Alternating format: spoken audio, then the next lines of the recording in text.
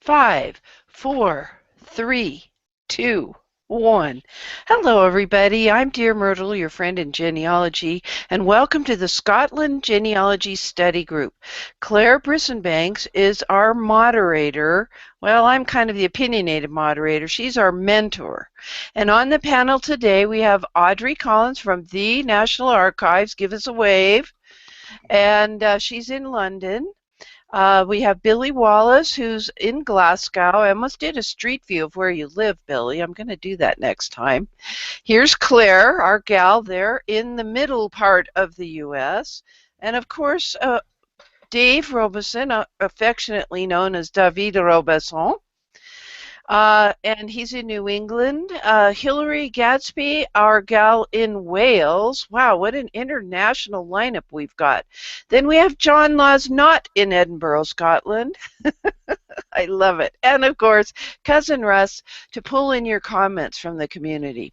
A cool thing to note, my dear viewers, this panel has been so collaborative. That's what I love about this kind of a hangout where you've got people on the panel that know a bit about a topic and they are so generous in sharing their expertise with us. I have no Scottish ancestors, so I'm learning from scratch. And Cousin Russ, we've got a whole set of things to share with people, links to share with people. First of all, we have this Google sheet. Let me share the page. As usual, I forgot to do the camera. There we go. And this has to do with the research process. Claire, you have been adding to these links here where it says record links. So tell us what you're doing there with all these links. Boy, it's making it easier. Wow. You're muted, darling. I put the dates in for people because they asked us to do that, and well, I'm going to probably break it up into tabs to make it a section for each of the areas, make it easier for people. Okay. So they'll see the tab and they can just click on it and get the links that pertain to that. I think that might make it easier, but it's got all of the stuff that we talk about, and then if somebody puts something in the community, we add that in there also because this is a community event and everybody contributes. Yeah, I like that. You know, I think the British way of saying it is contributes, and I think the American way of saying is contributes, because I've heard that used during Sherlock on PBS, and of course that's very real, right? Yeah. I don't know. I love it. So I'm kind of, Cousin Russ and I are having to learn how to speak in the continental manner. Also in this research law, or also in this actual Google sheet that we've shared publicly is this research log form. And yes, you can rearrange or expand these, but in order for you to use this effectively, you're going to want to go to File and download it as like Microsoft Excel or an open document so that you can use it in whatever spreadsheet type program you have at home. This is viewable by you, but you may not modify it. Okay, and we need to download it about every week because we are seeing that so many websites are being discussed. Alrighty, sounds good. Another thing that I want to share the link to is a whole list of Hangouts on Scotland, and I'm going to need that link, Cousin Russ. Give it to me. I can't even find my trail. Oh, there it is.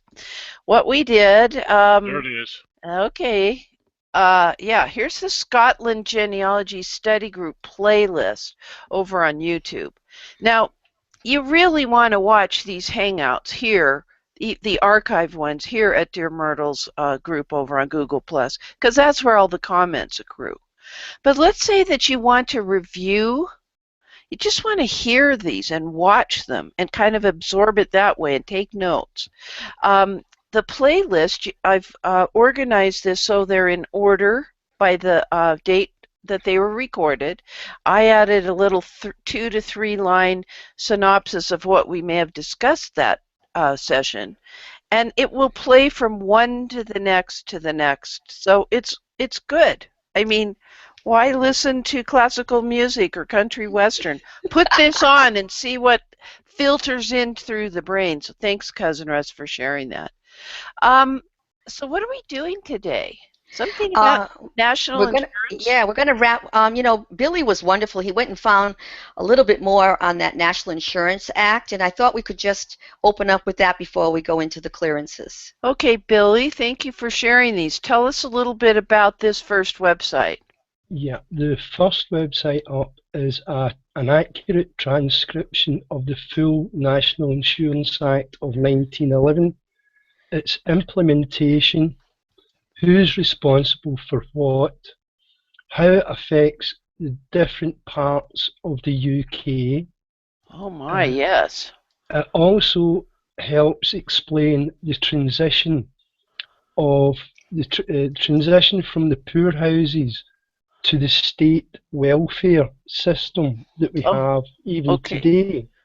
So there's actually an overlap between the church and the state at this point, and it Okay. delineates that, so it clears a lot of things up for people. It also tells you what the people were entitled to, their benefits, Mm-hmm.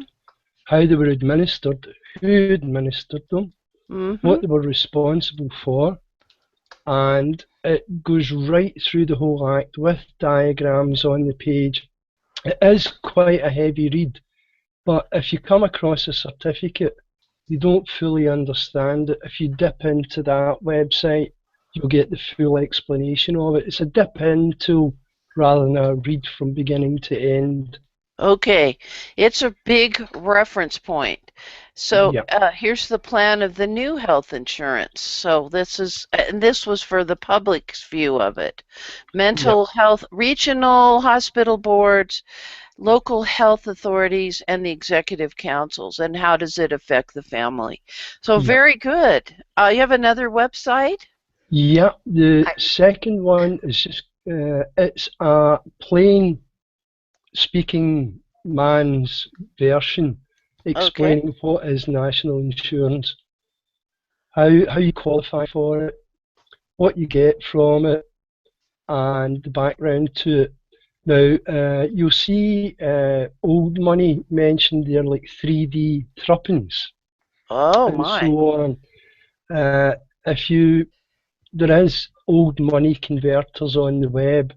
I did a couple of them, and the maternity benefit that started in 1911 was a Mm-hmm. grant of 30 shillings, which is £1.10, Mm-hmm. which in today's money works out as £85. Oh, wow. So there's, Okay. So everyone had to pay for their national health insurance. yeah, And there and were there was different, varying degrees, class one, class two, three, four. okay.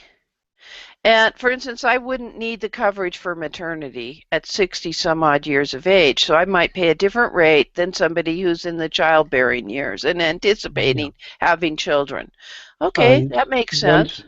once you've gained, at the moment it's 35 years worth of what they call national insurance stamps. That gives you your full entitlement to full pension when you Yes. retire. Okay, and you earn those pension things as according to the length of your service, right? Yeah, Okay. yeah, All right. So it's a little different than our Social Security here in the United States, but there are some similarities. yes, Can a wife receive benefits yep, if she didn't work but her husband did? yeah. That was started in the 1911 Act, where Yes. women actually were started to be given rights by the government, Okay. especially in terms of in relation to benefits from their working husband.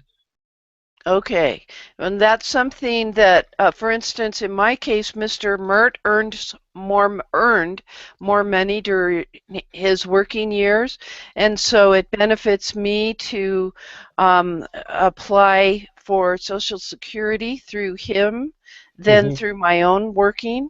And that's typical here in the United States, that women earn less than men, even here in the 21st century, for Same accomplishing here. the same task. Is that pretty much what it's like in Scotland? Same, pretty much the same. It depends on what jobs you're in. Some jobs are more equal than others. That's really Okay, shake my head. we have something from the community, and I think it's to clarify something a little earlier. So since we're playing catch up here, let's bring this comment in from Carrie.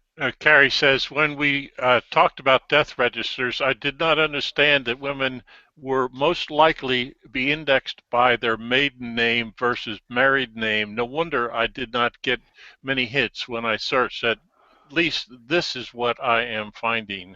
Okay, so you're better at that in Scotland.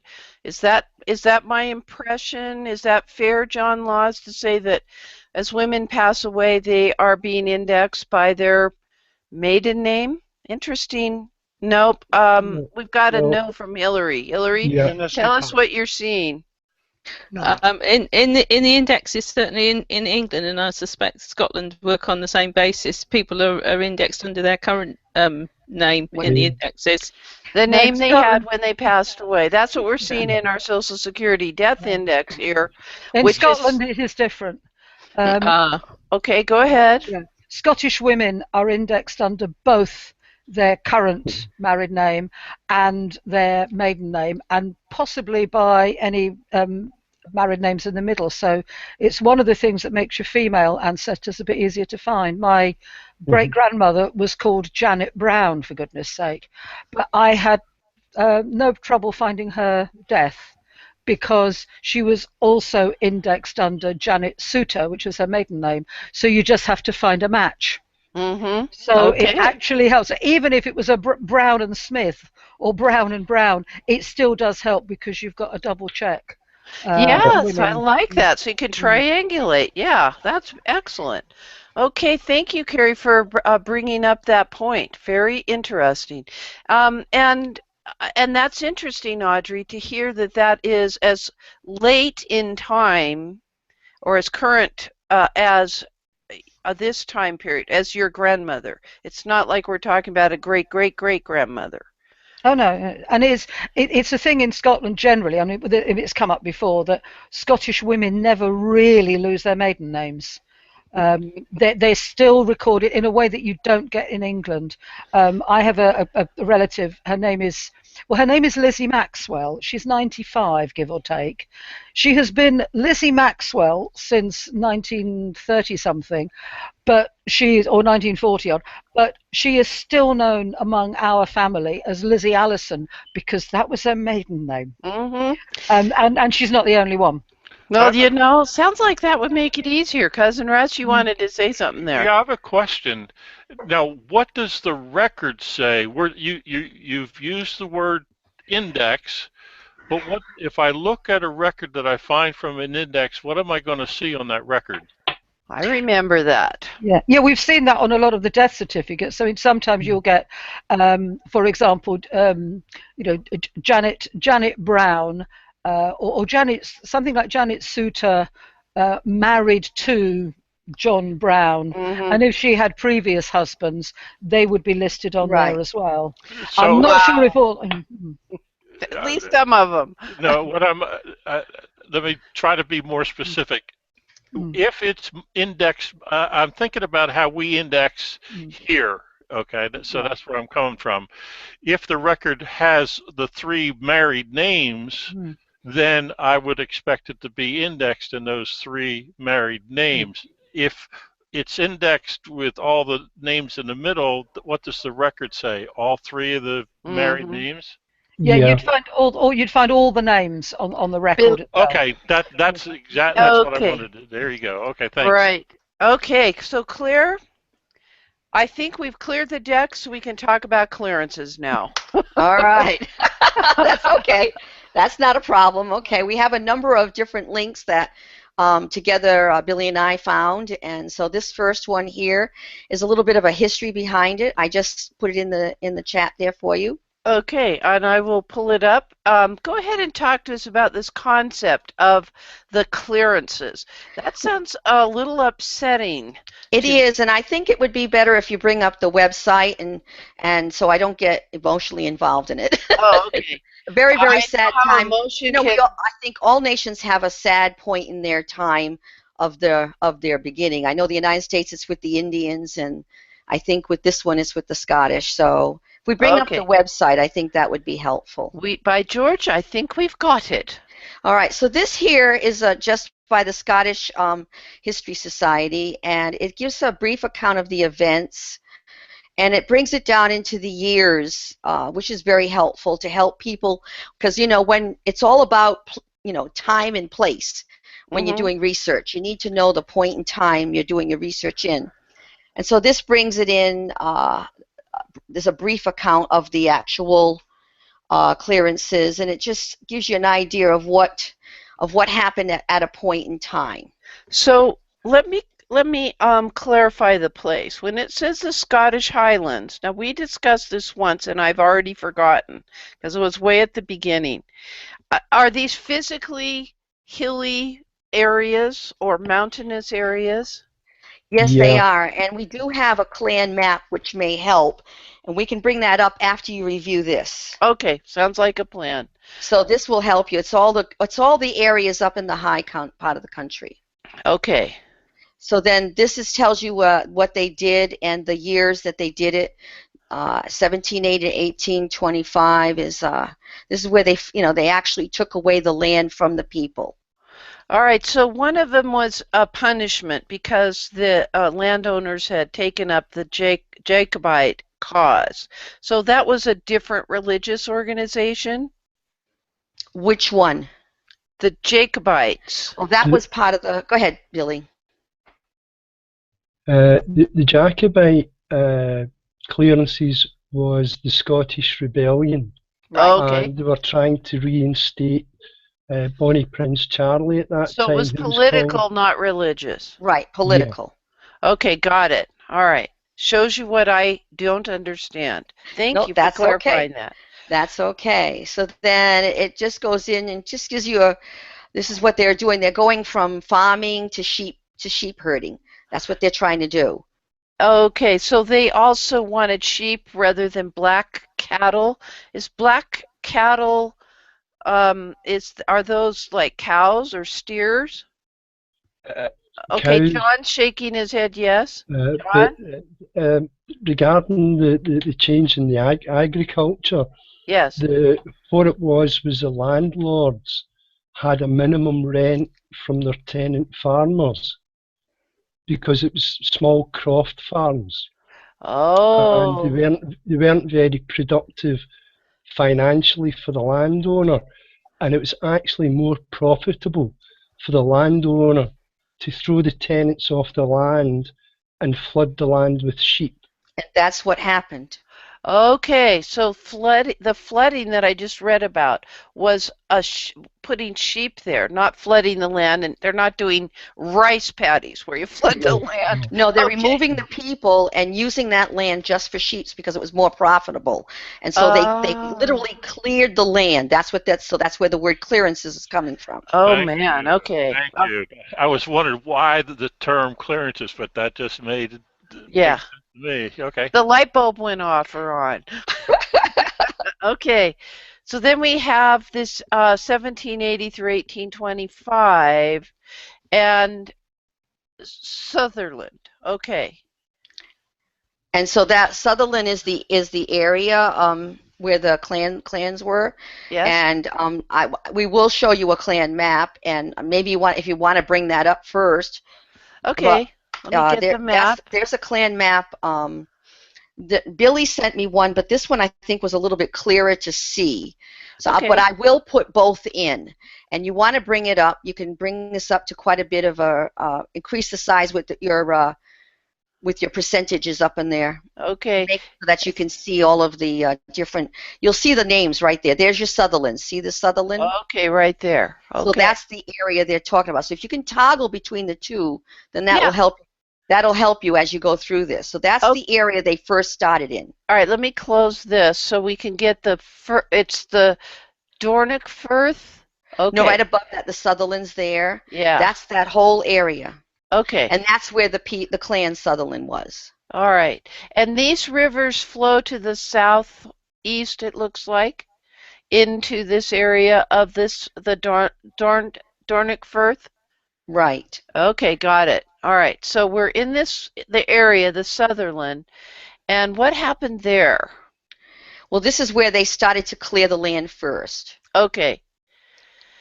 And an infamous example of clearance policy can be seen on the Sutherland estates between 1809. A 1 million acre estate was owned by the Countess of Sutherland. Oh, married somebody wealthy, and her husband's investment. Oh my gosh. Oh, 15,000 But look at how many people were relocated. Oh, okay. So now tell me what a sheep walk is. I'm thinking, did they let them graze the whole area, or is a sheep walk kind of a large corralled area of 100 acres, say, or 200 acres? Talk to me about what that means, that sheep walk. Up in Sutherland, it was what you would call free range. Okay. Yeah, there was no large corrals. That area of Scotland's pretty flat and quite marshy. Okay. So you could let the sheep run free. There was no wolves or bears or any predators in the UK at that point in time. The only predator the sheep had was a man. Okay. All right. 15,000 people were then relocated. Where the heck did these people go? Well, we'll talk about that. That's some of the links in the end. So okay. We're going to talk about where they went. I have a map that shows that also. Oh, okay, good. All right, then we start a famine period. Right. All right, let's talk about that. Tell me about that.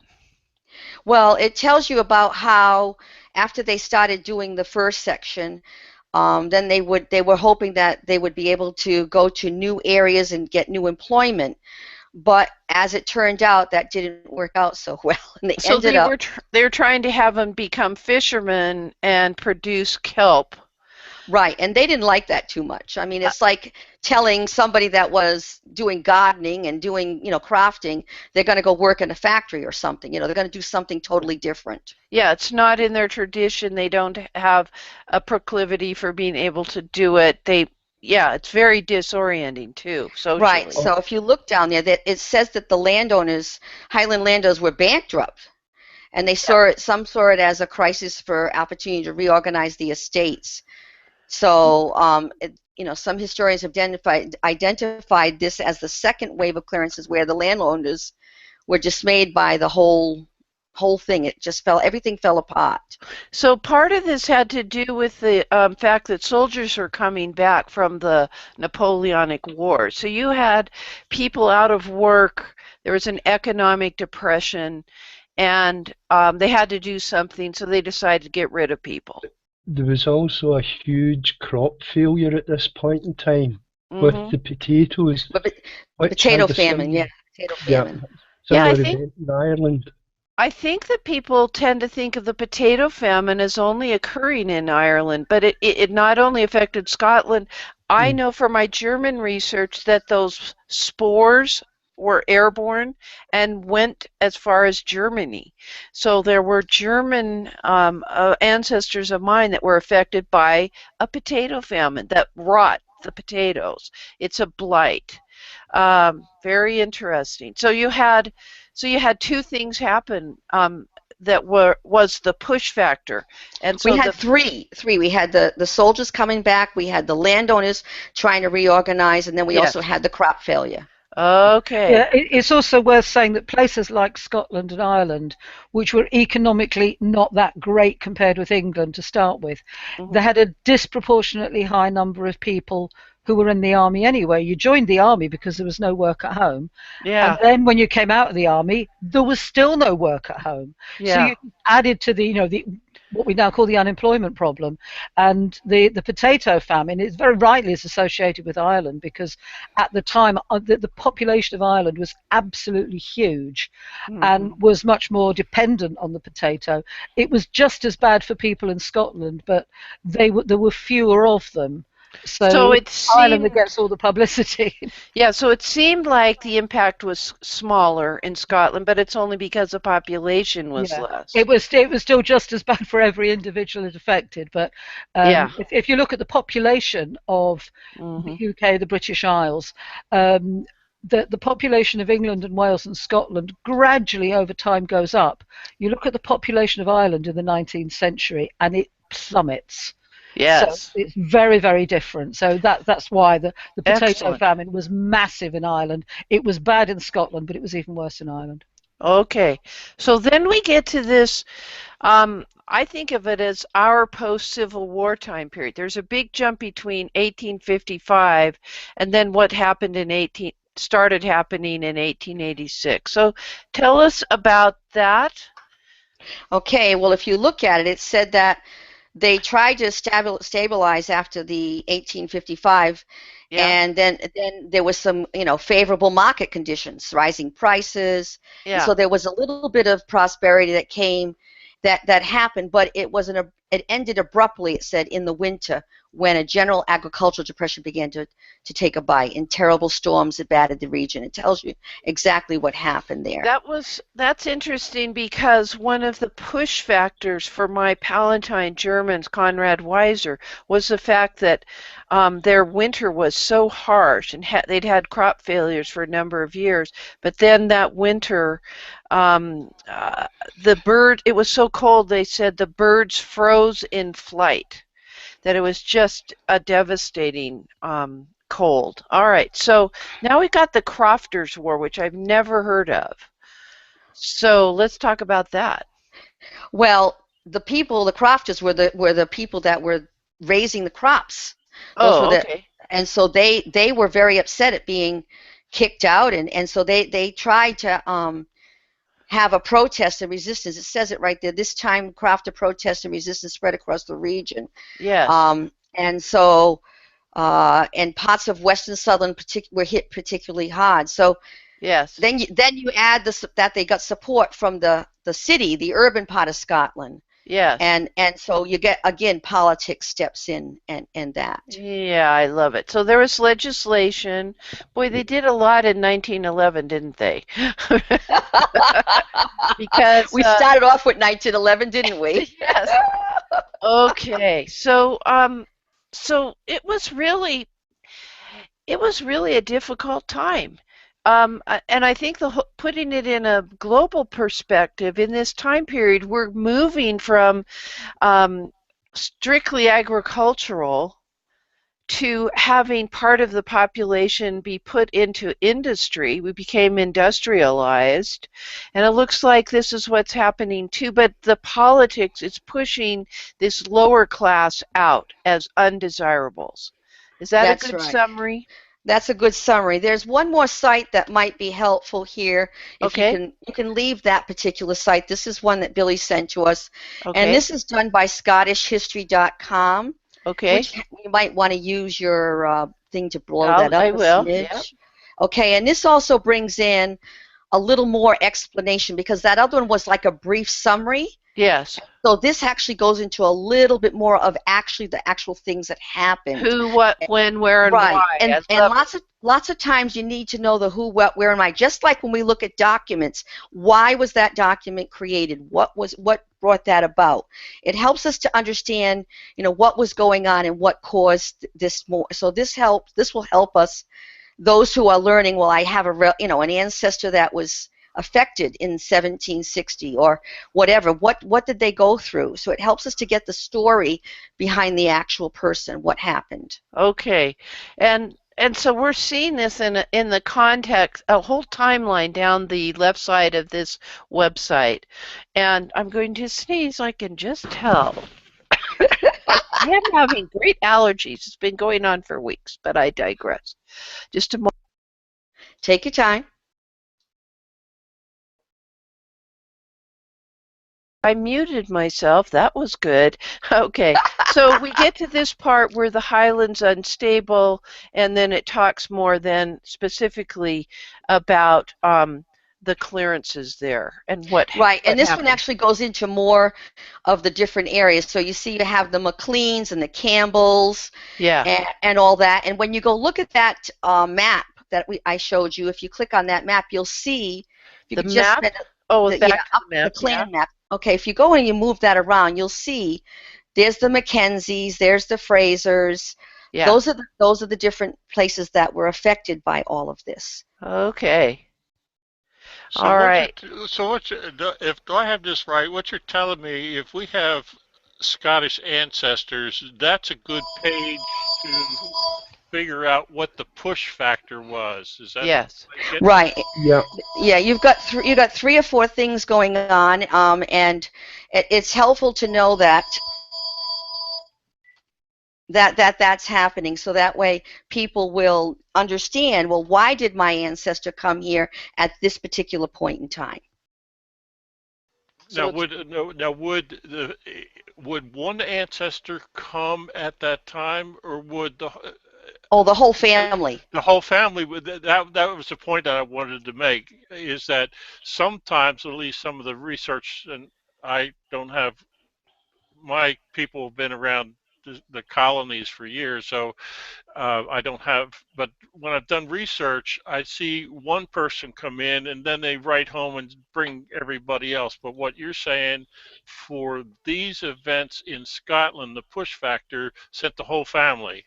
Usually it did, but occasionally you would have like you're saying, you'd have one and then the others would go over. But usually it was the whole family that was cleared off the land. just push them, just wipe them off.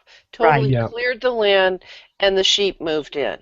Right. yeah. It would really boil down to the individual family circumstances, whether they could come over as a whole unit, or whether they had to send a man ahead to earn money to bring everybody else over. Okay, so we have a new website. We're going Right. to talk about Right. where did most of them go in a bit, though. Yeah, Don't worry. I'll give you that map in just a second. I'll give you that if you want to. Okay. I'll give you that right now. We can go to there first if you want. Sure. This shows you how this one here shows you how they got to where this map is. There you go. Right. So Very maybe you good. need to toggle between the two. All right, so there's principal areas, and I'm very good at toggling. It's the camera I have trouble with. All right, let me be sure the camera's on my screen at this point. You got it. Yes, okay, good.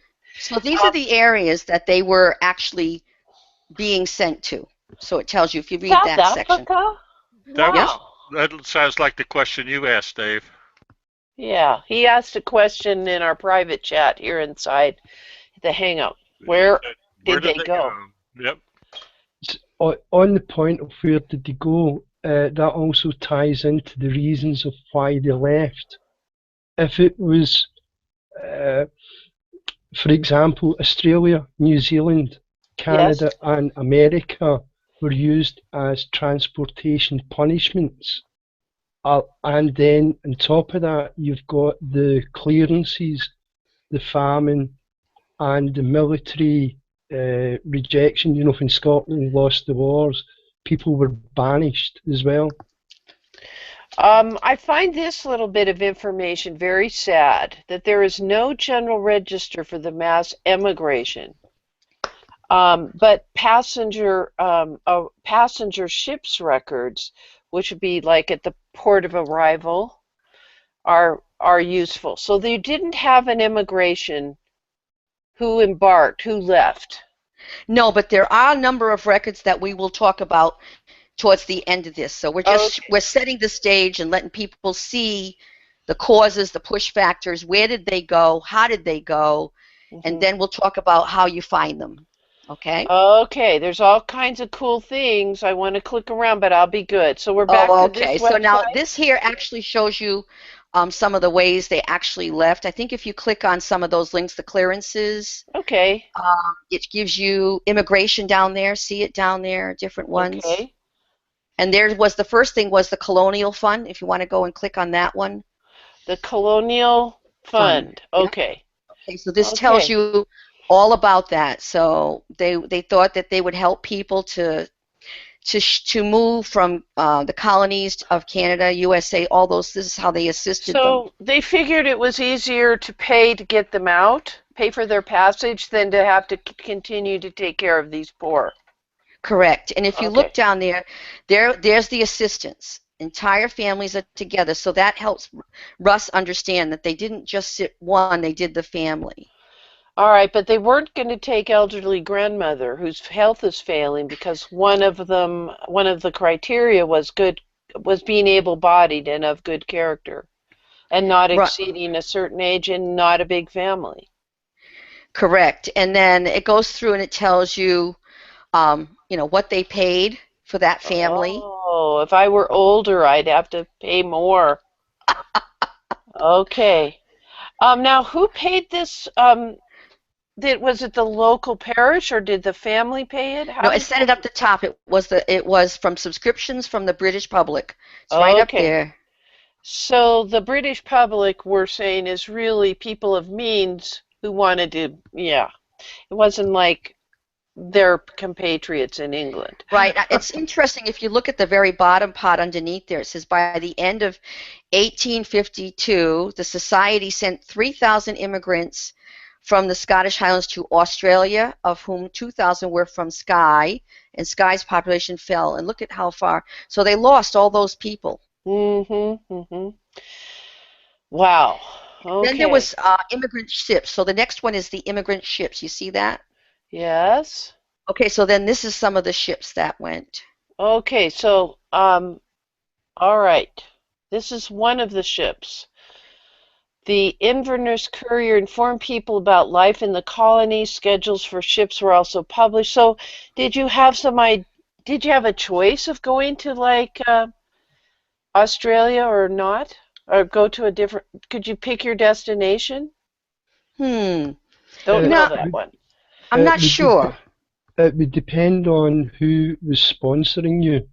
They may have paid for a ship specifically going to Canada or America, and if you got a berth in that ship, that's where you went.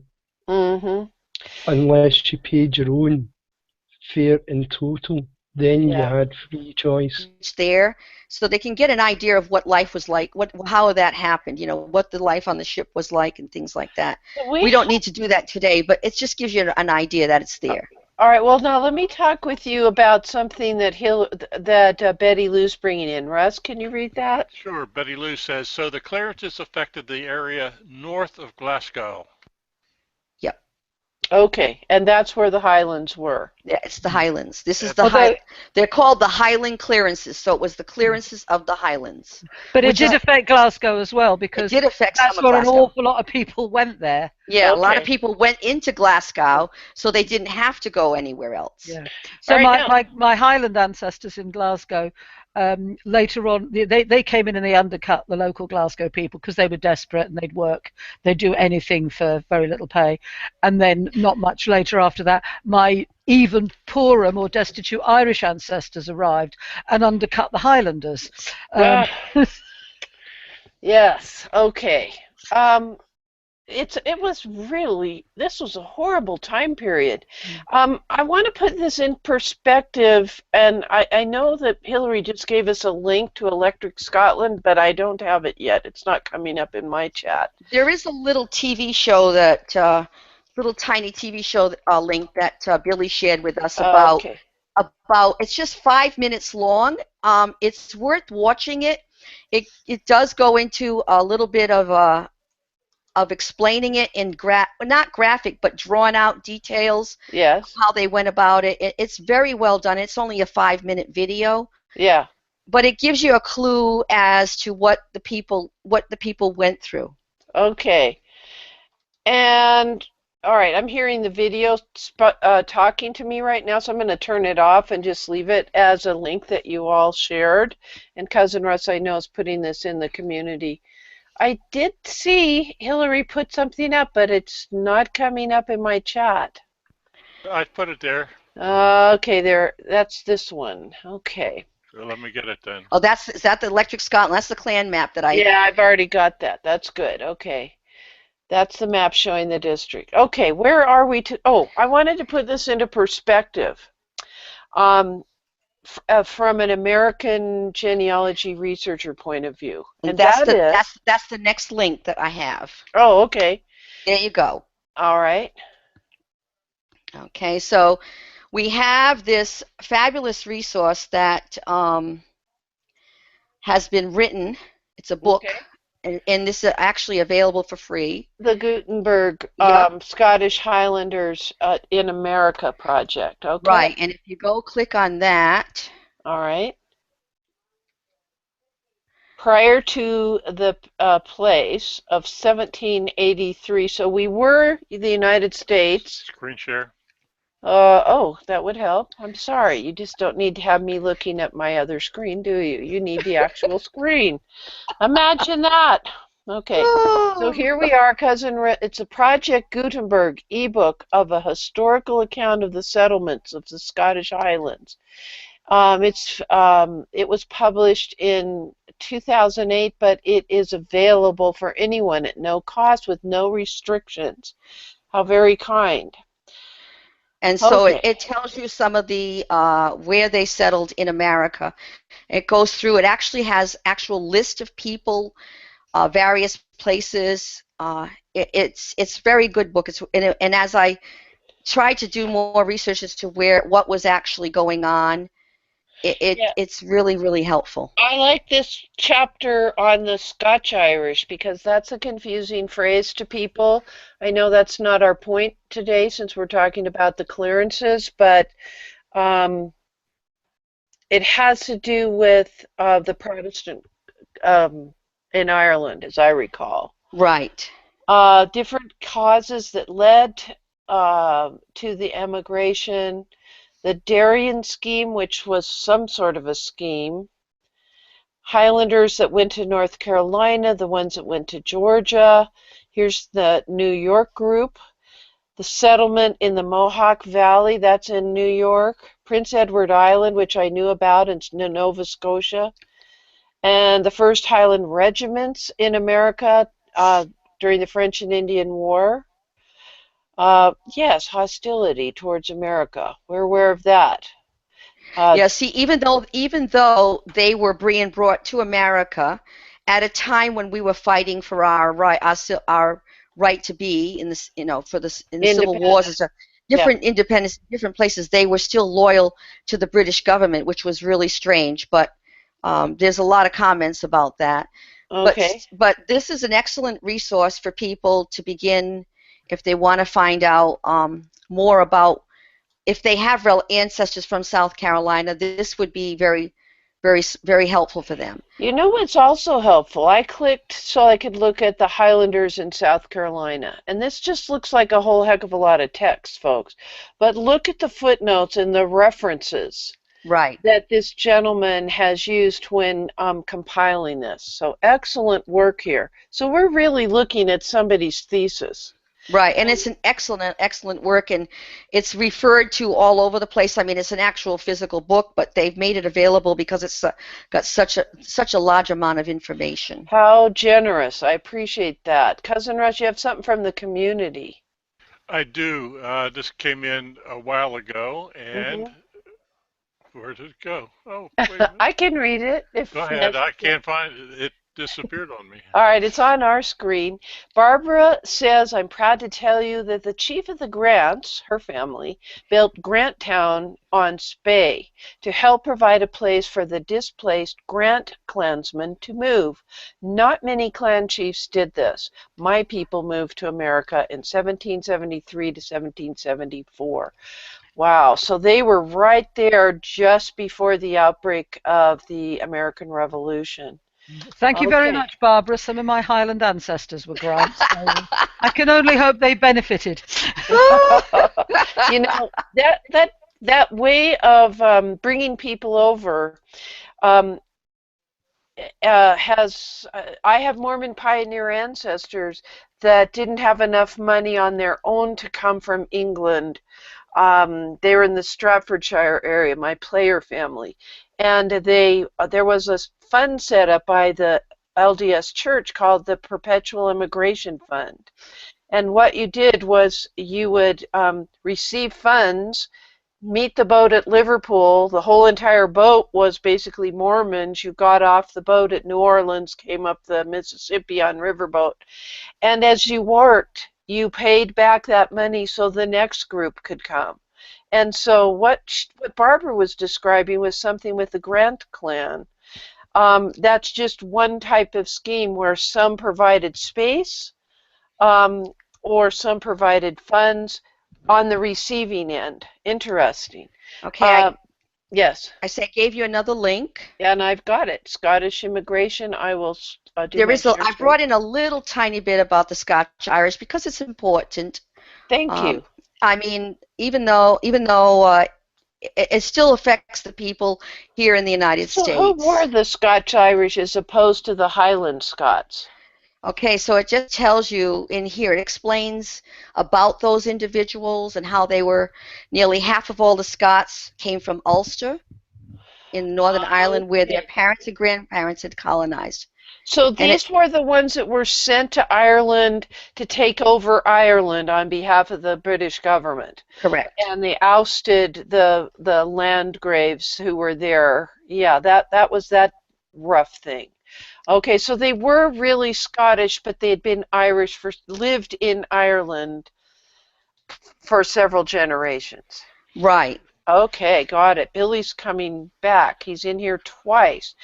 Billy, you're a shadow of your former self. I don't know what happened. I get kicked out. Well, you're showing up twice now. Can't keep the Glaswegian down. He's beside himself. What's interesting about that map, Ed, is that New Jersey has areas that are known within the state, and I didn't realize until that map why we are in the Highland area of the state of New Jersey. Because it was the Highland Scots who settled. I bet you. I mean, I don't know that for sure, but that's a hint. That's a big hint. The other thing I notice about that map is the Scotch Irish are settling in the mountainous areas. They had to keep the same, they wanted to do the same thing that they did in Scotland, so that's what they did. Well, that makes sense. When with my German ancestor who settled in Pennsylvania, when I went to where he's from, Gross and Klein Ospach in Germany, in Württemberg, it made me cry because it looked just like Pennsylvania where they settled, which means they could grow the same kind of crops. Right. They understood the seasons. Yeah. Okay, got that. All right, thank you. That's a very good link there. Okay, now to help us with trying to find these people, which is more difficult, although that book I gave you has a lot in it, we have our dear friend David Dobson. Oh, yes. He is fabulous. He has done so much to help this. He's over 100 books that he's written where he's listed pages and pages of people who have come over. And notice there's one there, Scottish immigrants to the colonial America, 1607 to 1785. It's available online at Ancestry, that particular one. None of these books are available for free. You have to purchase them. But they're worth their weight. If your family was in here, you'd want to have it anyway. Yeah, if you knew they were there in yes, you would definitely want this. So I like that some of these are available online at Ancestry, and you can use it that way. Another thing to do, folks, is to look at your public library's website. If it's not in your collection,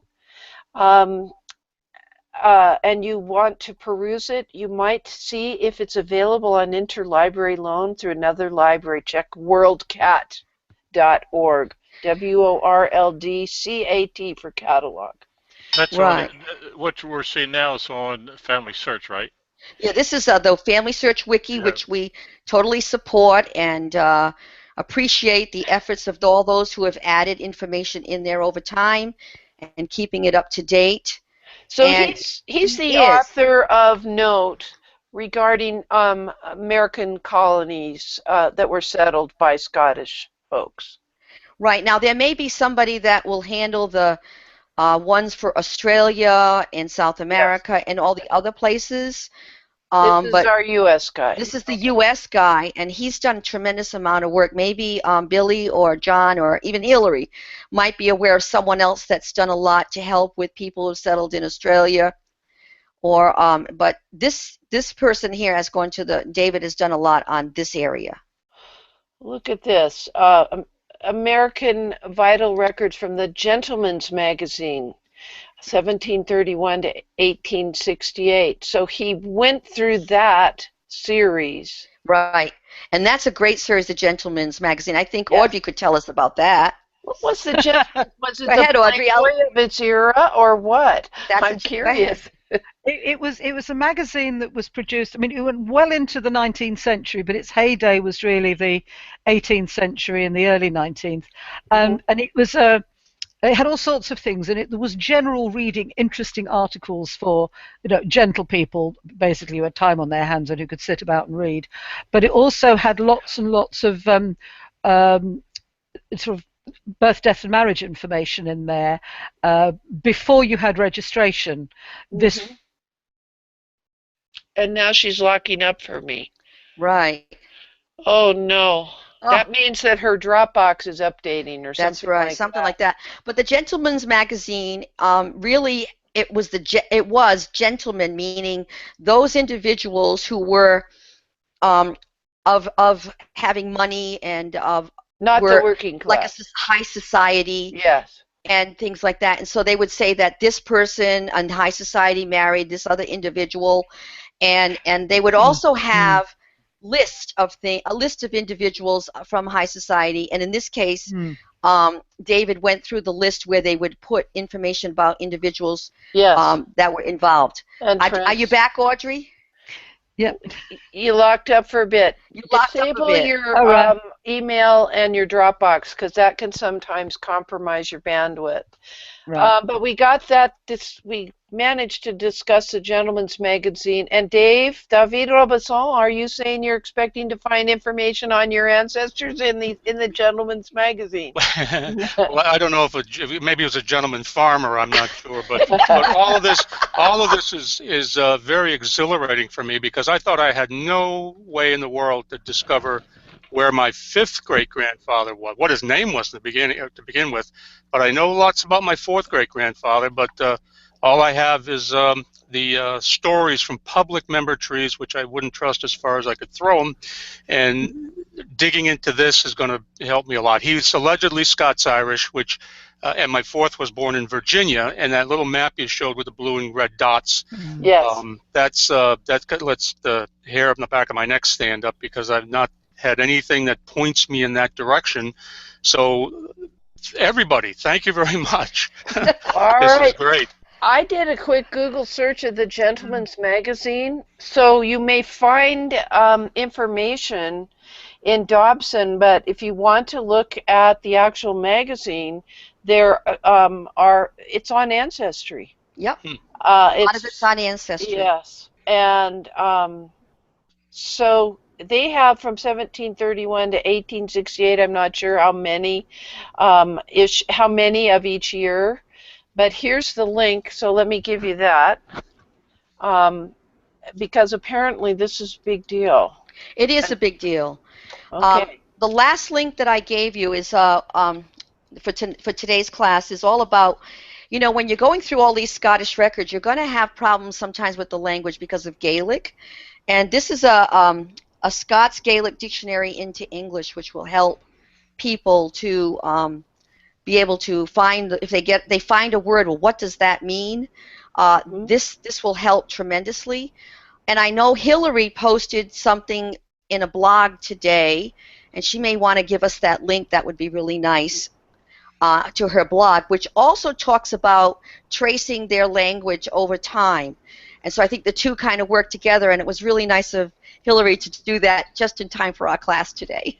Wonderful. They even have an illustrated Gaelic dictionary for use in schools, including every Gaelic word. Wow. Look what, I just love the internet. Wow.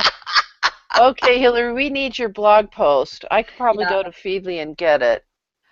But it'd be nice. I mean, it's just really kind of nice that she put that on there. But this really will help you because you're going to find records that you're going to go, what is that? And so this will help you to be able to translate it into English. And when you actually, I know in Wales, though, if you go and travel on the roads there, they have the signs in both English and in Gaelic. And I don't know if they do anywhere else. Somebody on the panel may be able to handle that one. All right, so here's the link. I'd rather have it from your blog, not just the thesaurus. Give us your blog post, Hillary. She wants us to look at this, but I also want to spotlight the work you're doing. I'm just so excited about all these resources. I don't even have people in this category. Oh my heavens. So if we've got to look at this a little more closely. Let me zoom way in so that we can see what they're talking about here. So it's a historical thesaurus of so it's, Scots. I would like to see Hillary can talk about this. Come on, Hillary. As we close down a little bit. Okay. Give us your blog post. This wasn't a blog post of mine. This was something that I picked up that somebody else had posted a link to in and that. And then I went to look at it, and I thought it'd be of use for people that are researching in Scotland, because obviously they're going to come across words and things that they maybe don't understand what they what they're sort of, what were they saying? There was 400 and something words for snow, I think it was, that they said. Oh my heavens! That sounds like the natives of the Aleutian Islands, because there can be so many different types. Very interesting. Okay. Well, Cousin Russ, we've got like 3 or 4 minutes. 3 minutes. 3 minutes. Wow. But we covered a lot. We did cover a lot. I want to dive into this book, the Gentleman's Magazine, that's online. Oh my gosh, so exciting. Well, I want to again congratulate the members of the panel for being so open and sharing their insights and answering questions for me and Cousin Russ, who don't have a Scottish ancestry that we know of yet. I'm just excited to read about new record groups. I think David Robesson is feeling the same way. Now we're going to be meeting next week. We have 2 more sessions, don't we, Claire? Yes, we have 2 more sessions. Next week we're going to tackle the military records, and then we'll close up with probate. Oh boy, very interesting. Okay, folks, so here's our plan. You see we've got 2 more weeks. You've been given the list to the playlist over on YouTube. I still recommend that you search in the community for Scotland Genealogy Study Group, and then all of the posts with the embedded videos will come up.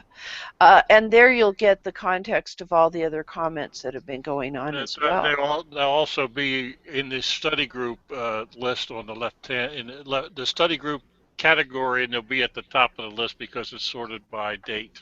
Yes. I'd also like to point out, to extend your learning experience, there's a 90-minute Scotland webinar. I'll bring this up. I've gone to geniawebinars.com. That's where a lot of the online webinar hangout type events are calendared. They're not held here, they're calendared here.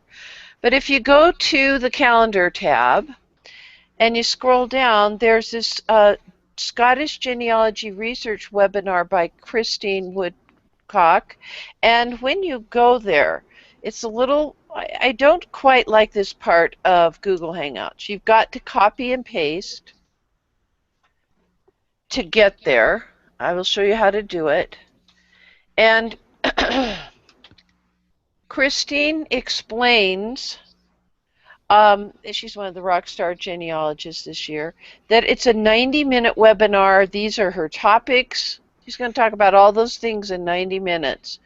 And you paid $19.95. You click on Eventbrite, this link at the bottom, and then you pay, and then you're sent a link so that you can join that webinar, and that's this evening. What time is that? In my time zone, it's 7 p.m., so that's 9 p.m. Eastern, I think. I'll be a little busy right then, won't I, Cousin Russ? Yes, you will. I will be at dinner with Mr. Mert.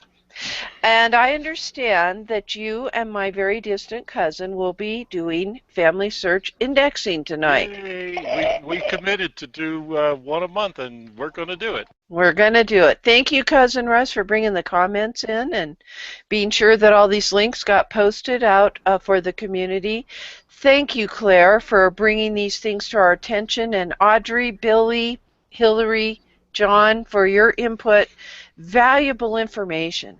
Can I just say something? I heard something utterly brilliant this week. Yes? My good friend Chris Payton, who was talking in Canada with Christine Woodcock, among other people, that he was talking about the Scottish census, and a lady in the audience in the Q&A said that she had an ancestor in 1841, and her occupation was described as independent. What did that mean? So Chris said, that just means she was 170 years ahead of the rest of us. It actually had a different meaning to it, but that's close. Yes, it certainly did. But you know, but that was Chris Payton for you. Yeah, I love it. I love it. Oh, good. All right. Well, on that cheerful note, there's nothing left to say. But happy family tree climbing, everybody. That's a wrap.